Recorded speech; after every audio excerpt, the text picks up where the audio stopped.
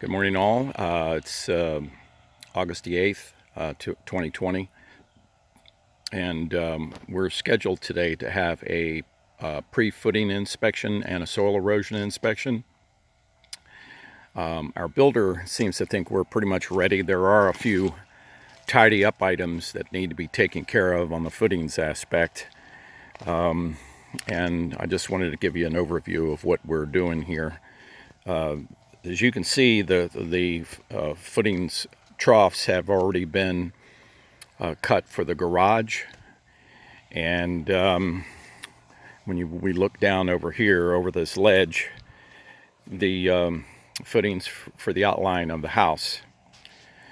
I'm going to go ahead and we'll go around this pile of dirt because there's really no way to get down to the lower section from this vantage point without possibly breaking my neck.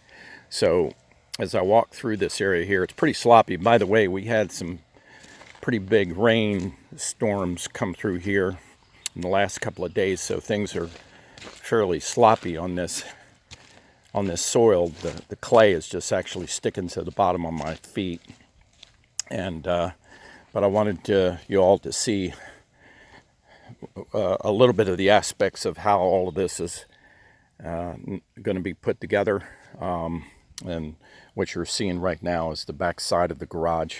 I'm going to step over here so I can walk down this pathway, the one that they cut for the skid steer and the Mini X.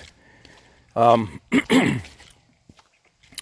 supposed to also get an inspection for the temporary electrical drop down today, and from what my builder also told me, that come Friday, if everything goes well with this inspection and the inspector blesses everything, we're going to go ahead and start pouring foundations.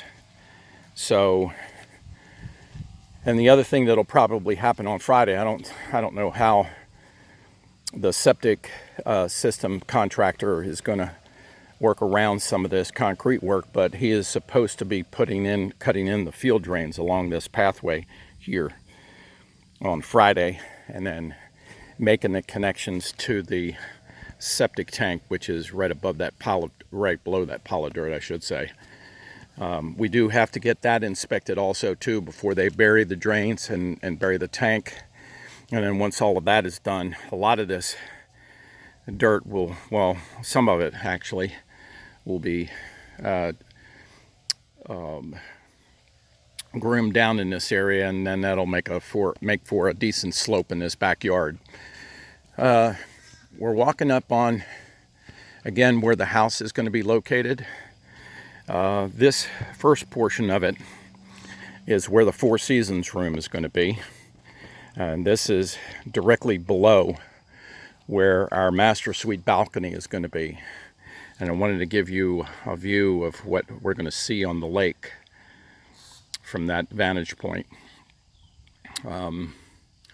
This is the angle of view as we're going to see it. As I said, we'll get a pretty wide view of our shoreline, and it's going to make for a pretty spectacular morning with a cup of coffee and a bagel in your hand.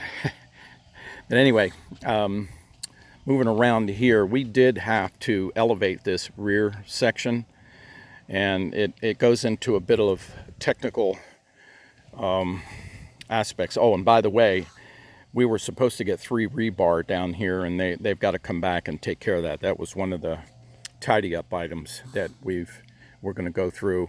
But this is the few sections that only have 2 rebar, which are going to be 3 rebar once everything has been cut through.